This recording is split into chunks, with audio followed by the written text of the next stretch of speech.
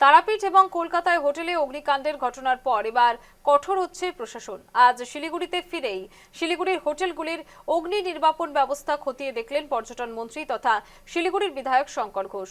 এদিন শহরের station feeder রোডে বেশ কয়েকটি হোটেল পরিদর্শন করেন পর্যটন মন্ত্রী।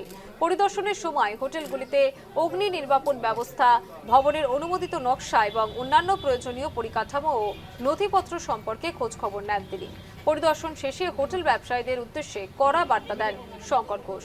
তিনি স্পষ্ট জানিয়ে দেন, শহরের বিভিন্ন হোটেল, রেস্তোরাঁ, শপিং মল সহ বাণিজ্যিক প্রতিষ্ঠানে অগ্নি নির্বাপন ব্যবস্থা, বিল্ডিং প্ল্যান এবং অন্যান্য প্রয়োজনীয় নথিপত্র সঠিক রয়েছে কিনা তা খতিয়ে দেখতে শীঘ্রই যৌথ পরিদর্শন কমিটি তৈরি করা হবে। পুরসভা, দমকল, বিদ্যুৎ দপ্তর এবং পিডব্লিউডিকে নিয়ে এই কমিটি গঠন করা হবে। ব্যবসা পরিচালনার ক্ষেত্রে সকলকে নির্ধারিত নিয়ম এবং নিরাপত্তা বিধি মেনে চলতে হবে। নিয়মের ক্ষেত্রে কোনো রকম আপোষ করা হবে না।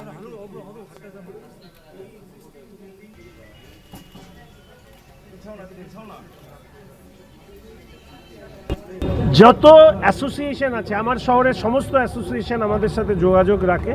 আমরা প্রত্যেক অ্যাসোসিয়েশনকে বলছি যে সরকারি নিয়ম মেনে চলুন। আগামী 1 মাস আমাদের একটি ইন্সপেকশন টিম তৈরি হবে, যারা বিভিন্ন জায়গায় পরিদর্শনে যাবে। সেখানে পুলিশ থাকবে, ফায়ার থাকবে, পাওয়ার থাকবে, কর্পোরেশন থাকবে। Building plan, fire licence, trade licence, পাওয়ারের যা আছে, এই সবটা একসাথে দেখা হবে।